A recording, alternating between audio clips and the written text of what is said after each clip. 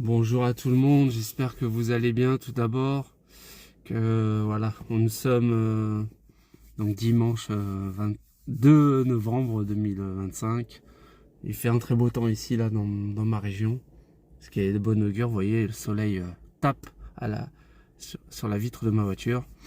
Donc voilà, je voulais parler d'un sujet assez rapidement.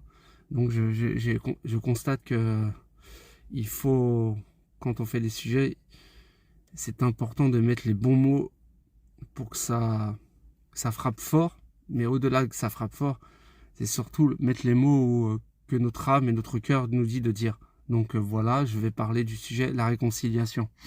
Comment, sur le plan psychologique, qu'est-ce que c'est de se réconcilier? Brièvement, hein, on va pas rentrer trop dans le vif du sujet. Se réconcilier, c'est quand on a été hautement blessé par une histoire passée, par une enfance autodestructrice, comme la mienne par exemple. Bon, c'est vrai que je ne vais pas jouer mon Calimero encore, comme la mienne.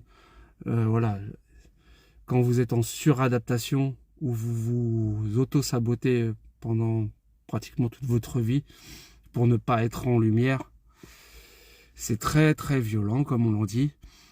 Et donc, vous êtes dans le noir total, un brouillard tellement épais, vous voyez, j'en ferme les yeux. Et voilà, quand vous commencez à vous réveiller, comme si c'était un rêve ou un cauchemar, voilà, il commence à y avoir des événements, des prises de conscience. Et la réconciliation, c'est ça. C'est se pardonner à soi de ne pas avoir su réagir comme il le fallait face à des événements, des personnes ou des actions qui ne vous correspondaient pas. Et la réconciliation, c'est mettre les bons mots et changer cette perspective de votre ancien karma. Donc se réconcilier, ça demande beaucoup de courage, de volonté, de détermination, pardon. Et c'est se proposer un nouveau mode de pensée, d'action, et surtout une autre manière de voir la situation. Donc il faut se réconcilier parce que tant que vous êtes bien vivant et que vous respirez, vous pouvez créer un nouveau changement, un nouvel état d'esprit et un nouvel individu.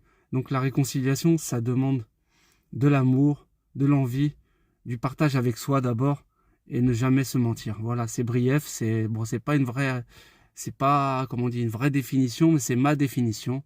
Donc n'hésitez pas, réconciliez-vous avec vous-même parce que votre vie, elle en mérite vaillamment. Bonne journée.